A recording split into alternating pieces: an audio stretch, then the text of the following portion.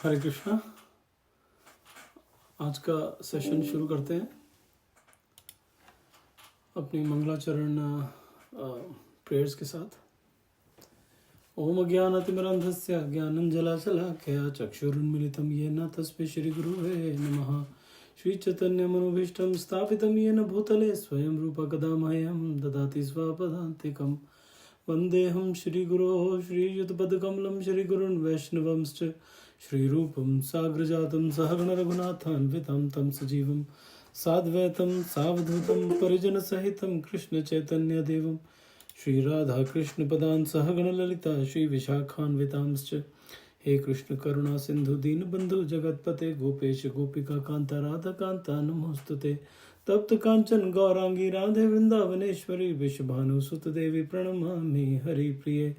वाञ्छाकल्पतरुभ्यश्च कृपा सिन्धुभ्य एव च पतितानां पावनेभ्यो वैष्णवेभ्यो नमो नमः। नमो विष्णुपदाय कृष्णपृष्ठाय भूतले श्रीमान् कतुदास अधिकारी इति नामिने।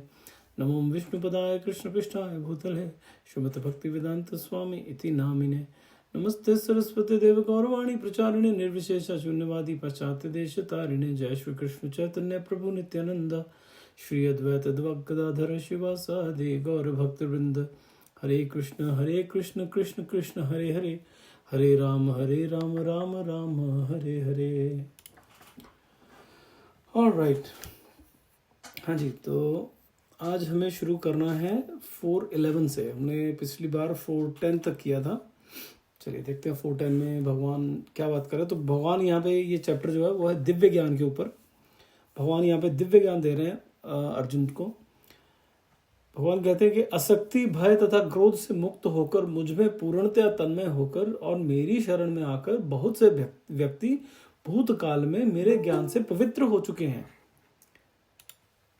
इस प्रकार से उन सबों ने मेरे प्रति दिव्य प्रेम को प्राप्त किया है।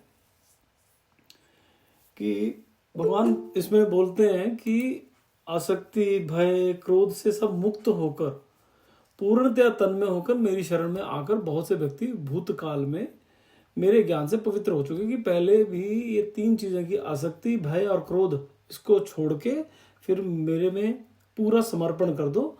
उससे बहुत लोग जो है पवित्र हो चुके हैं और यहाँ से निकल चुके हैं, मतलब इस धाम से जा चुके हैं। तो अब आगे देखते हैं आगे क्या बोलते हैं भगवान। 4:11 भगवान कहते हैं ये यथा मा प्रपद्यन्ते तांस्तथैव भजाम्यहम् मम वर्तमानो वर्तन्ते मनुष्याः पार्थ सर्वशाः। जिस भाव से सारे लोग मेरी शरण ग्रहण करते हैं उसी के अनुरूप मैं उन्हें फल देता हूँ। हे पार्थ, प्रत्येक व्यक्ति सभी प्रकार से मेरे पाद का अनुगमन करता है। भगवान इसमें बहुत सारी चीज़ें मिक्स हैं, थोड़ी कंफ्यूजिंग भी हैं। कह ये रहे हैं कि जिस भी भाव से आप भगवान की तरफ जाओगे भगवान उसी भाव से आपको फल देंगे। और फिर कहते हैं कि उसका मतलब क्या हुआ। अब इसमें अगर बात समझे तो कहते हैं इसका मतलब क्या हुआ कि जिस भाव में आप जाते हो, तो भाव तो एक तो होता है भाव। वो भाव क्या है कि शांत भाव, दास्य भाव, साख्य भाव, वात्सल्य भाव, माधुर्य भाव। दूसरा होता है कि हम जो देवी देवताओं की तरफ से देवी देवता की पूजा करते हैं तो वो भी एक भाव है। वो अलग से, मतलब भाव नहीं कहेंगे उसको कहेंगे कि वो भी एक तरीका हो लगता है, वो भी भगवान। क्योंकि भगवान एक हमने देखा था ना कि अगर एक पेड़ माना जाए और पेड़ की डालियां, उसमें पत्ते, उसमें फल लगे हुए हैं, तो जो पेड़ का तना है, जो पेड़ का रूट है, राइट, जो उसकी जड़ है, वो है भगवान। और उसमें जितनी भी डालियां लगी हैं, पत्ते लगे हैं, फल लगे हैं, कोई छोटा है, कोई बड़ा है, कोई मजबूत डाली है, कोई छोटी डाली है, वो सब देवी देवता है। ठीक है, वो सब देवी देवता है। तो अगर आप उस वो यहाँ पे ये कह रहे हैं कि अगर आप पानी चाहे डाली को दो चाहे रूट को दो, ठीक है, फायदा ज़्यादा तो तब होगा जब हम जड़ को पानी देंगे। लेकिन अगर आप ऊपर पत्तों को और उनको भी ऐसे थोड़ा पानी दोगे, थोड़ा बहुत नीचे जाएगा ही जाएगा। तो अदरवाइज कहने का मतलब ये है कि जब हम किसी भी देवी देवता की पूजा करते हैं तो वो, क्योंकि देवी देवता जो है उनको सशक्त किसने किया है, वो कृष्ण ने किया है। ठीक है, जो पेड़ है, पेड़ की डाली को सशक्त किसने किया, उसको पानी खाना कहाँ से जा रहा है, उसके तने से जा रहा है। तना मजबूत रहेगा तो डाली मजबूत रहेगी। तो वैसे ही जो देवी देवता हैं ये उस एक बहुत सारे बड़े पेड़ की डालियां हैं, ठीक है, छोटी छोटी डालियां हैं ये देवी देवता। तो भगवान जो है वो ही इन देवी देवताओं को सशक्त करते हैं, जो जिनकी वजह से ये उनको आगे हम लोगों को वर दे सकते हैं, हमें ब्लेस करते हैं, हमारी मनोकामनाएं पूरी करते हैं। उसकी शक्ति कहाँ से मिलती है? भगवान से मिलती है। जैसे कि अभी मैं कल ही सुन रहा था कि जो गणेश जी हैं, गणेश जी को क्या बोलते हैं कि विनायक भी बोलते हैं, उनको बोलते हैं कि हाँ सारे दुख को हरते हैं वो, राइट, विघ्न हरता बोलते हैं। आपको पता है वो किसके भक्त हैं? गणेश जी। गणेश जी भगवान के भक्त हैं। उनको किस रूप में पूजते हैं? वो नरसिंह रूप है। और नरसिंह देव भी विनायक है, ये विनायक नहीं, ये विघ्न हरता है। तो गणेश जी के पास जो शक्तियां हैं वो शक्तियां आती हैं, उसका सोर्स क्या है, उसका रूट क्या है? वो सोर्स है नरसिंह देव। तो वहां से ये सब आता है। तो इसी तरह से जितने भी देवी देवता हैं उनकी जो शक्तियां हैं वो भगवान से आती है। जैसे जो चंद्रमा है, चंद्रमा की अपना प्रकाश थोड़ी है, वो तो सूर्य से आता है। जितने ये तारे टिमटिमा रहे हैं जो भी है, ज्यादातर तारे जो दिखते हैं हमें आसपास, तो वो सारे उनका प्रकाश कहाँ से आता है? वो सब सूर्य से आता है। हमें जो बाहर दिखता है वो सब कहाँ से आता है? सूर्य से आता है, राइट। तो वैसे ही जितने भी देवी देवता है उनका जो शक्ति है वो वहां से आती है। अब तो भगवान के जब ऐसी बात है तो मतलब देवी देवता को भी पूजने से अगर मुझे भगवान मिल जाएंगे तो फिर मैं देवी देवताओं को पूजता हूँ, मैं भगवान को क्यों पूजूं?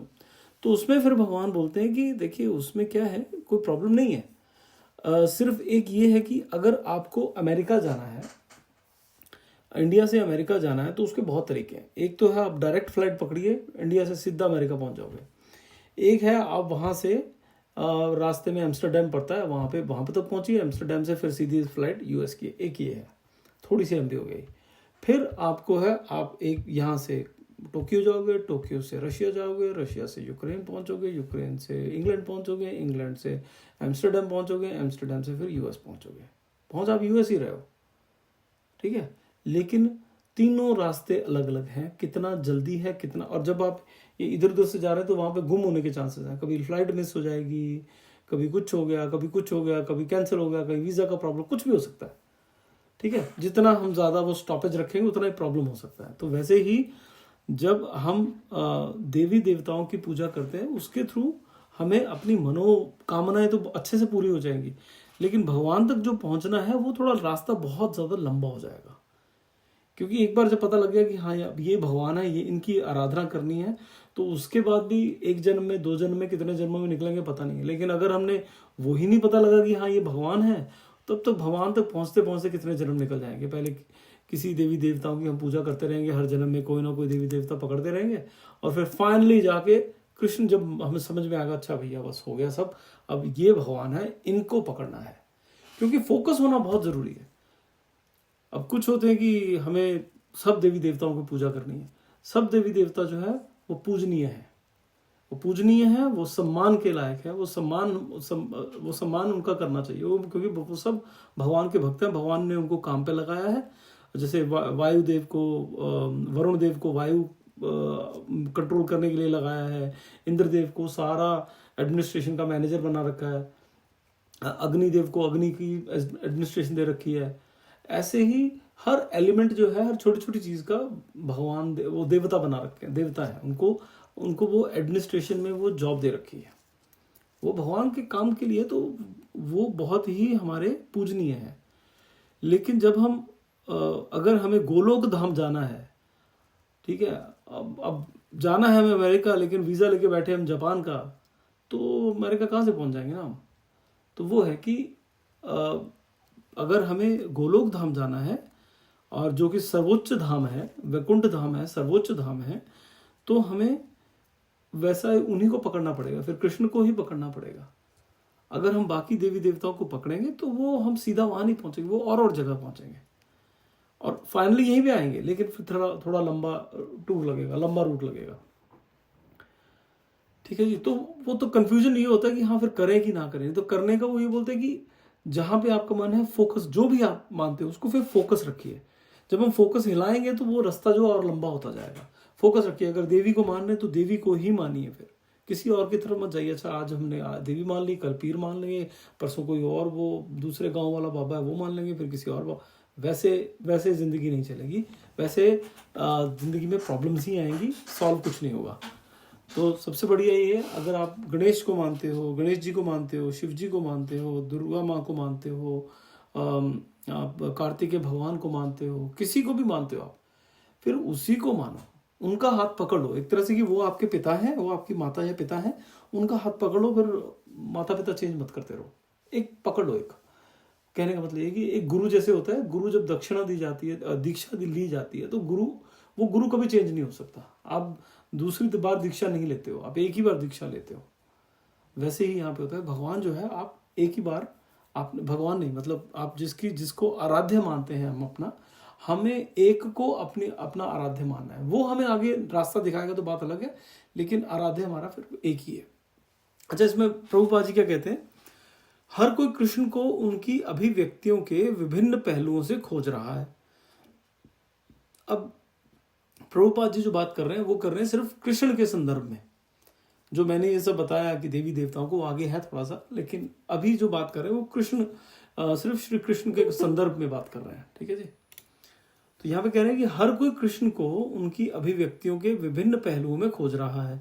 भगवान कृष्ण आंशिक रूप से उनकी निराकार ब्रह्म ज्योति में तथा सभी कणों सहित सभी में निवास करने वाले सर्वव्यापी परमात्मा के रूप में अनुभव किए जाते हैं, लेकिन कृष्ण को केवल उनके शुद्ध भक्तों द्वारा ही पूर्ण रूप से अनुभव किया जाता है। अब देखिए ना, भगवान को अगर देखा जाए तो मैंने जैसे पहले भी एक बार बताया था, तो भगवान कैसे हैं, सबसे ऊपर है कृष्ण भगवान, उनसे बहुत सारे आगे अवतार निकलते हैं, उनके अंश निकलते हैं। उनके अंशों में एक है महाविष्णु, फिर है गर्भोदक्षाय विष्णु, फिर है क्षीरोदक्षाय विष्णु। तीनों विष्णु तत्व हैं, तीनों विष्णु हैं। ठीक है, लेकिन हम लोगों को ज्ञान नहीं है, तो जब स्क्रिप्चर्स में, हमारे ग्रंथों में बात होती है तो हमें ढंग से समझ में नहीं आता।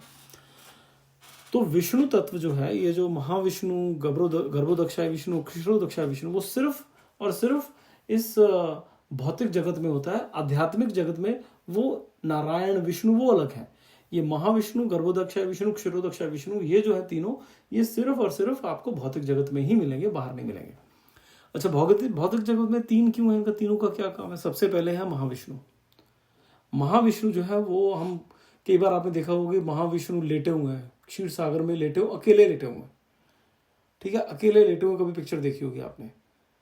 वो जो लेटे हैं ये महाविष्णु, इनके शरीर में जो छेद होते हैं ना, हम सबके शरीरों में छिद्र होते हैं, और लेकिन छेद बहुत छोटे होते हैं जिसमें से पसीना निकलता है, बहुत छोटे छोटे छिद्र होते हैं। भगवान के छिद्रों में से बुलबुले निकलते हैं। ठीक है, उनके सारे छिद्रों में से बुलबुले कब निकलते हैं? जैसे वो सांस छोड़ते हैं तो उनके शरीर के सारे छिद्रों में से बुलबुले निकलते हैं। वो बुलबुले क्या है? अंतरिक्ष, वो है यूनिवर्स, पूरा का पूरा यूनिवर्स, अंतरिक्ष नहीं, पूरा पूरा यूनिवर्स। ठीक है, जैसे हमारा क्या है, हमारा यूनिवर्स में सूरज है, ये नवग्रह है और बहुत सारे ग्रह हैं, तारे हैं। आज तक साइंटिस्ट जो है वो ये समझ नहीं पा रहे हैं कि इसका, उन्होंने अनुमान लगाया कि कितना बड़ा है हमारा यूनिवर्स, और फिर उनको पता लगा कि ऐसे बहुत सारे यूनिवर्स है, एक नहीं है। लेकिन हमारे भागवत, हमारे शास्त्रों में पहले से लिखा हुआ है कि बहुत सारे यूनिवर्स है, एक नहीं है यूनिवर्स। बहुत सारी अर्थ है, बहुत सारी पृथ्वी है, बहुत सारे सूर्य हैं। ठीक है, तो एनीवेज, तो ये है महाविष्णु। इनके अंग के छिद्रों में से बुलबुले निकलते हैं, और बुलबुले, हर एक बुलबुला जो वो एक पूरा यूनिवर्स है। ठीक है, अच्छा, फिर उसके बाद दूसरे हैं गर्भोदक्षाय विष्णु। वो क्या करते हैं? कहते महाविष्णु ने जब ये इतने सारे यूनिवर्सेस प्रोड्यूस कर दिए, निकाल दिए, तो उन हर यूनिवर्स में जो छोटे छोटे आपको बुलबुले दिख रहे हैं, वो बुलबुले एक्चुअली बड़े बड़े यूनिवर्स हैं।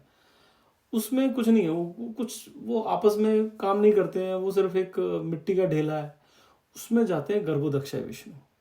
उसमें गर्भोदक्षाय विष्णु जब प्रवेश करते हैं तो उनके पेट में से निकलता है कमल, उस कमल में से निकलते हैं ब्रह्मा जी, और फिर ब्रह्मा जी को उनको तप करते हैं, ब्रह्मा जी तप करते हैं तो उनको ज्ञान मिलता है, उससे वो सारी सृष्टि जो है पैदा करते हैं। और जो पैदा करते हैं ना, वो पैदा नहीं करते, वो जिस नाल में, जो वो कमल की नाल है जिसमें वो बैठे होते हैं ना कमल पे, वो कमल की जो नाल है उसी को काटते हैं, उसी से ये सारे पृथ्वी, भूलोक, भंवरलोक, ये जितने भी हैं, जितने आपके नरक है, जो पाताल लोक है और जो स्वर्ग लोक है, जो ऊपर के लोग हैं, नीचे के लोग हैं, पृथ्वी, सब उसी में से निकलते हैं। वो जो जिस कमल में वो बैठे हैं, कमल के नीचे की जो नाल है जो भगवान के पेट में जा रही है, उसी को वो हिस्सों में काटते हैं और उसी में से ही सब बनता है। ठीक है, यहाँ आ गए गर्भोदक्षाय विष्णु। इन्होंने क्या किया, ये हर एक बुलबुले के अंदर गए और वहां पे जान डाली, अगर वो ना जाए तो बुलबुले वैसे के वैसे बन के खत्म हो जाएंगे। अच्छा, फिर तीसरे हैं क्षीरोदक्षाय विष्णु। अच्छा, ये क्या करते हैं, ये क्या करते हैं कि जब ब्रह्मा जी उस सृष्टि को पैदा करते हैं, हर एक में उसमें इंसान पैदा करते हैं, वो उन्होंने पहले तो ये पृथ्वी बना दी, स्वर्गलोक बना दिया, जनलोक, तपलोक, महरलोक, ये सब बना दिया उन्होंने।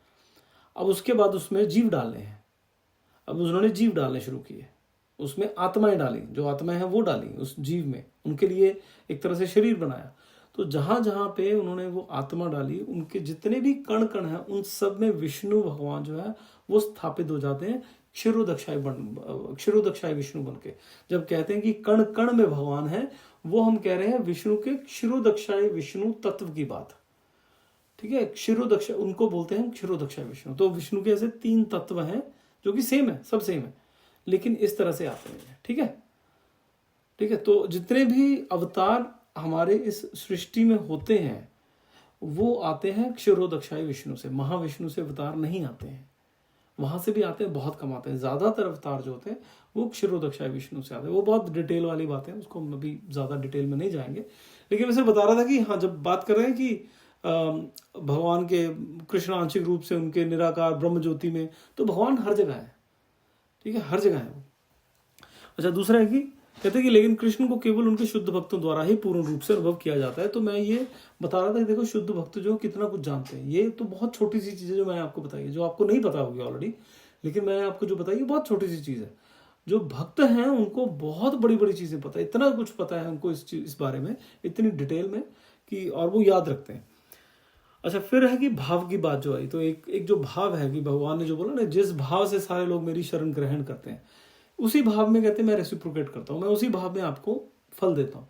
कुछ जो है वो शांत भाव में उसको उनके साथ प्रेम करते हैं। शांत भाव क्या होता है, जैसे कि मैं एक पेड़ बनना चाहता हूँ, या मैं एक घास का तिनका बनना चाहता हूँ जो भगवान के चरणों के अंदर है, या भगवान जिस पेड़ के आसपास खेले, तो वो है शांत भाव। जहाँ एक जगह खड़ा हूँ भगवान के साथ, बस मुझे लीला, मैं भगवान को देख रहा हूँ, भगवान की लीला देख रहा हूँ, बस ये है शांत भाव।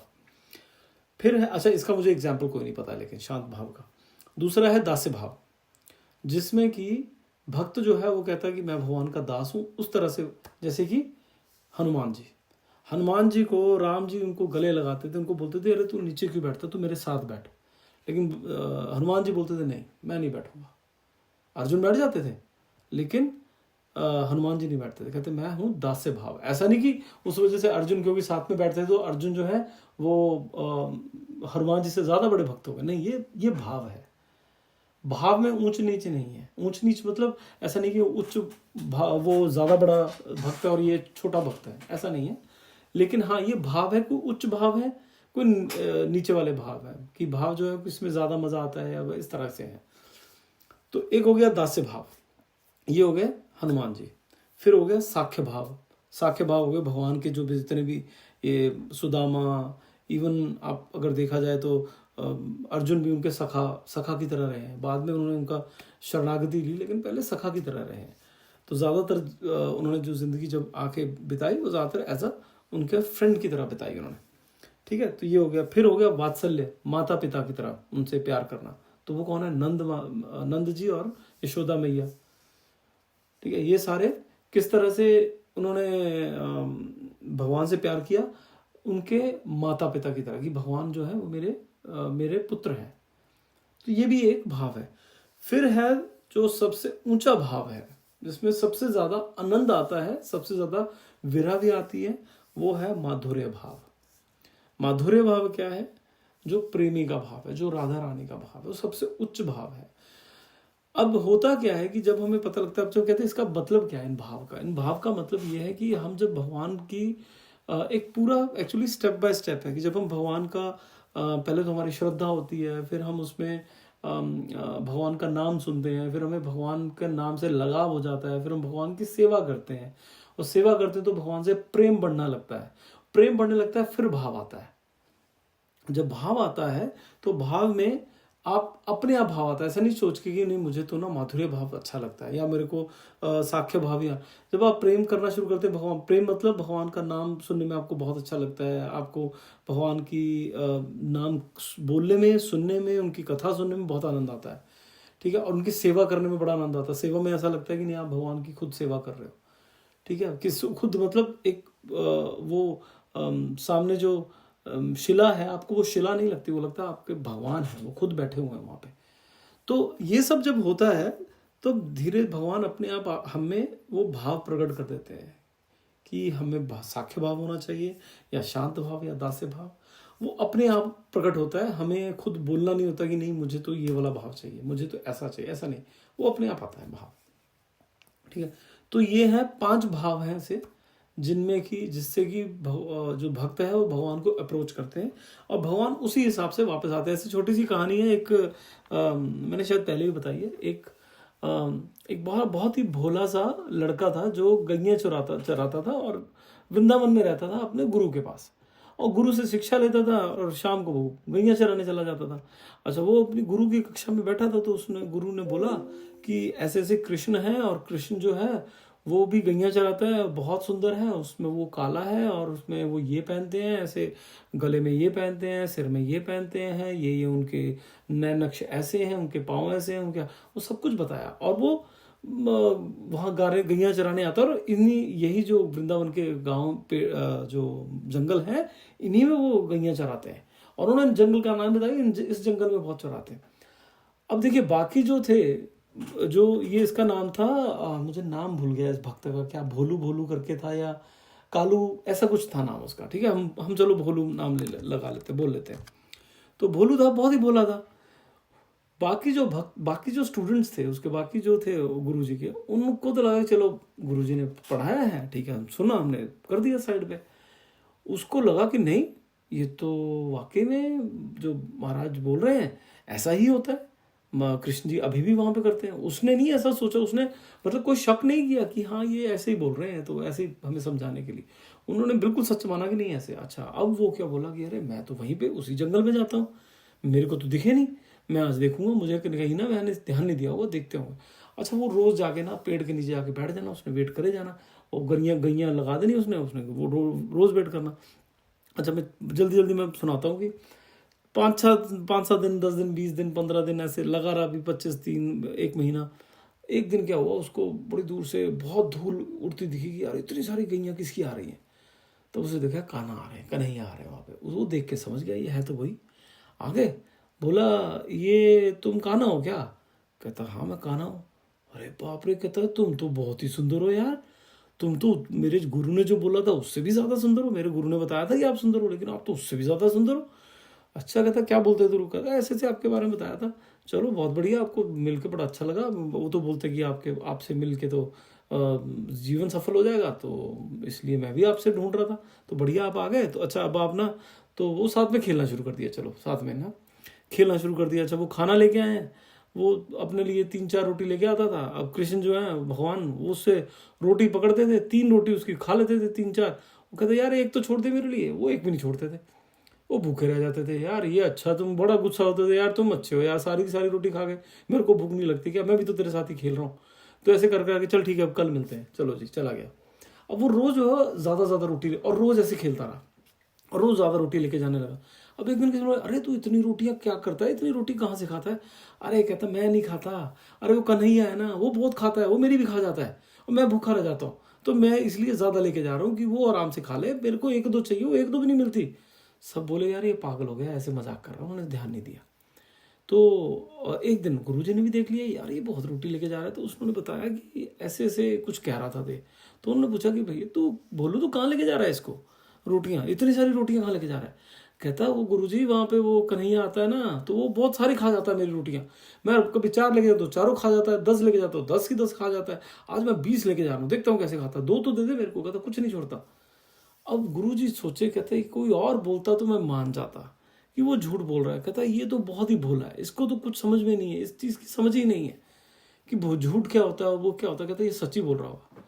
तो बोला अच्छा तू ऐसा कर, आज ना अपने गुरुजी ने बोला तू ऐसा करना, आज अपने वो कन्हैया को ना लेके आना, कि उसको बोलना यहाँ पे लेके आना जरा। कहता हाँ मैं ले आऊँगा, हाँ ठीक है। कहता लेके आना तुम। अच्छा गया। कहता भोलू गया, फिर से वो कन्हैया आए। कृष्ण बोले खिला भाई रोटियाँ ला, तो रोटी दे दी। कहते ऐसा है रोटी तो तू खा ले, आज तुम्हें मेरे साथ मेरे गुरुजी ने बुलाया, तो मेरे साथ चलना है गुरुजी। वो कहता मैं, कृष्ण जी बोले मैं नहीं जाता किसी गुरु के पास, मैं सिर्फ तेरे साथ खेलता हूँ, मैं तेरे साथ ही उछल कूद करनी है मेरे को उधर सब खेलने में बड़ा मजा आता है। ये बाकी गुरु मैं नहीं जानता, मैं नहीं जा रहा किसी को। उसको गुस्सा आ गया बोलू को। कहता ऐसे कैसे बोल दिया आपने मेरे गुरु के बारे में, उसने मेरे को आपके बारे में बताया था, आपने ऐसे कैसे बोल दिया। कहता मैं पहले बता दूं आपको जाना तो पड़ेगा, नहीं गया तो फिर मैं नहीं आऊँगा आगे से। कहते नहीं यार मैं नहीं जा रहा। कहते उसने रोटी छीन ली। कहता मैं नहीं दे रहा रोटी, ये रोटी भी वहीं से आई है, मैं नहीं दे रहा रोटी, आप चलो मेरे साथ। कहता मैं नहीं जा रहा गुरु के पास। कहता उसने रोटी राटी बांधी, मैं नहीं आ रहा, फिर आप खेलो अकेले, निकल लिया वो पीछे से आवाजें मार रहे हैं कृष्ण। अब सोचो कृष्ण तीनों लोकों के मालिक, पूरी सृष्टि के मालिक, वो क्या एक गैया चराने वाले को पीछे से आवाजें मार रहे हैं कि प्लीज रुक जा, मेरे साथ खेल ले, तू कहाँ जा रहा है तू, मैं अकेला यहाँ पे बोर हो जाऊंगा, ठीक है, मेरा मन नहीं लगता, मेरे को बड़ा प्यार है तेरे से, ठीक है, तू कहाँ जा रहा है, तू मेरे पास वापस आ जा। ओ मान नहीं रहा, मैं नहीं आ रहा, तुम मेरे साथ चलो भगवान के पास, क्या कहते हैं अपने गुरु जी के पास चलोगे तो मैं खेलूंगा, नहीं तो मैं नहीं आ रहा। ठीक है, वो भी अकड़ गया, वो भी अकड़े हुए हैं। वो बड़ी देर मनाते रहे, कृष्ण जी आवाजें मारते रहे। देखा यार ये तो रुक ही नहीं रहा, तो वो पीछे से आया, फटाफट आया, उसके ना कंधे पे चढ़ गए। चल कहते मेरे को ऐसे लेके चल, अब तू लेके जाना तो ऐसे लेके चल। वो ले चला, ठीक है, और बातें करते हुए तो आ रहे हैं। अच्छा उधर गुरु जी क्लास में बैठे हैं अपनी क्लास में, उन्होंने दूर से देखा ये क्या है, कौन आ रहा है। वो देखा ये भोलू है, और भोलू के पीछे कृष्ण। कहते वो भोलू जो नीचे से गोबर लगा हुआ है, उसके पाँव में गोबर है, टांगों में गोबर लगा हुआ है, पूरे जो शरीर है वो मिट्टी से सना हुआ है, गंदा हो रखा है, और उसकी पीठ पे कन्हैया जो है वो चढ़ के आ रहे हैं। ये है भगवान का भाव, इसको बोलते हैं भाव। कि भगवान जब कहते हैं कि जिस भाव से सारे लोग मेरी शरण ग्रहण करते हैं उसी के अनुरूप मैं उन्हें फल देता हूँ, ये है भगवान का भाव। बहुत बढ़िया एग्जाम्पल को, बड़ी स्टोरी लगती है। तो भगवान इस तरह की अटकेलियां करते हैं, इस तरह से आप जिस भाव में उनसे बात करते हैं आप उसी भाव में आपको रिप्लाई करेंगे, उसी भाव में आपसे आपको जवाब देंगे जैसा आपको लगता है। आपको लगता है कि नहीं ये जो बहुत ही अमीर वो वाले हैं कि जो नारायण है, क्योंकि एक भगवान जो है, देखिए जो कृष्ण भगवान है वो है गवाले, जो नारायण है सत्यनारायण जिनको बोलते हैं, लक्ष्मी नारायण है, वो है जो द्वारका में बैठते हैं कृष्ण, वो है लक्ष्मी नारायण टाइप। ठीक है, मतलब उसमें क्या है, ऐश्वर्य है, वो है ऐश्वर्य। ऐश्वर्य मतलब धन दौलत, शान बान जैसे बोलते हैं, तो वो है। ठीक है, लेकिन जो कृष्ण है वहां पे है आपका जो गांव का भोला प्यार।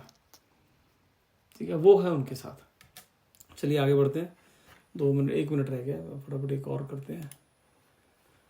4:12 काणन्तः कर्मणां सिद्धिं यजन्त इह देवताः क्षिप्रम ही मानुषे लोके सिद्धिर्भवति कर्मजा।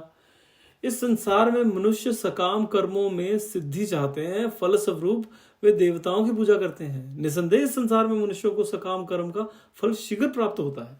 देखो ना, एक होता है सकाम कर्म, एक होता है निष्काम कर्म।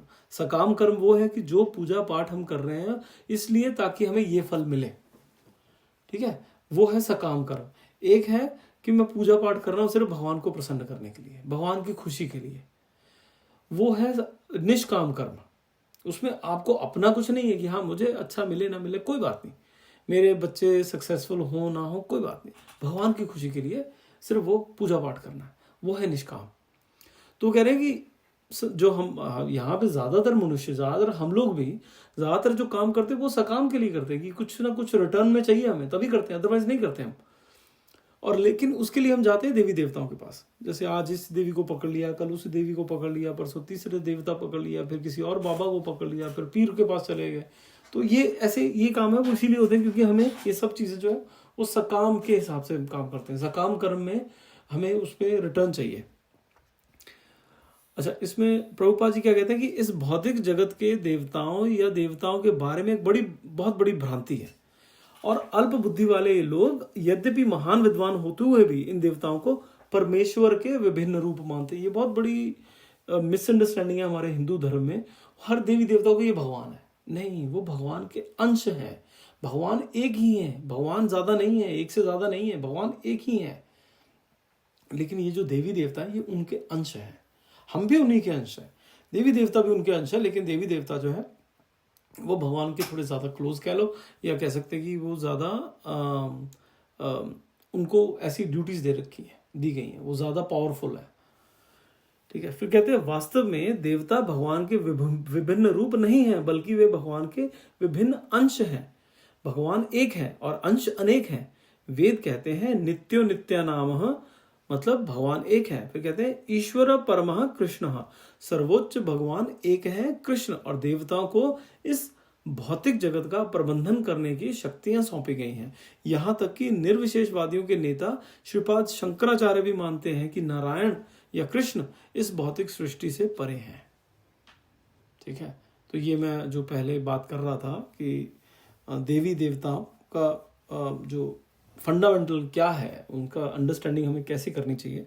और आप मानिएगा, ये मैं अपने पर्सनल एक्सपीरियंस से बोल रहा हूँ कि आप किसी भी देवी या देवता एक पकड़िए, शिव जी हैं तो शिव जी की ही आराधना कीजिए, और इधर उधर मत जाइए कि आप लोगों ने नहीं, शिव जी ने मुझे छोड़ दिया, चलो जी अब इनको पकड़ो, अच्छा इन्होंने मुझे छोड़ दिया अब इसको पकड़ो, वो नहीं करना।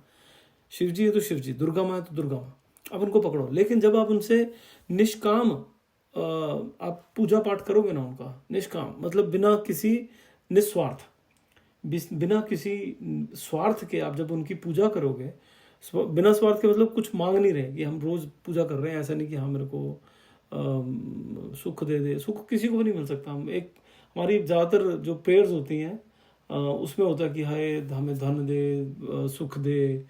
ये सुख, कौन सुख, आज तक किसको सुख मिला है? कौन सुखी रहा है आज तक? कृष्ण सुखी रहे हैं क्या? राम जी सुखी रहे हैं? कौन ऐसा है? कोई सुखी नहीं रहा है। हर कोई किसी न किसी के दुख कम है, किसी के ज्यादा है। कभी सुख रहेगा नहीं, कभी दुख रहेगा नहीं, ये सब आते जाते रहेंगे। ठीक है, तो हम वो सब मांगते हैं उनसे। लेकिन जब हम ये सब मांगना बंद कर देंगे, सिर्फ कहते हैं भगवान मुझे आपसे बहुत प्रेम है, मुझे आपसे बहुत लगाव है, तो भगवान क्या करेंगे? हमें सही रास्ते पे ले जाएंगे। ठीक है, सही रास्ते पे छोड़ देंगे।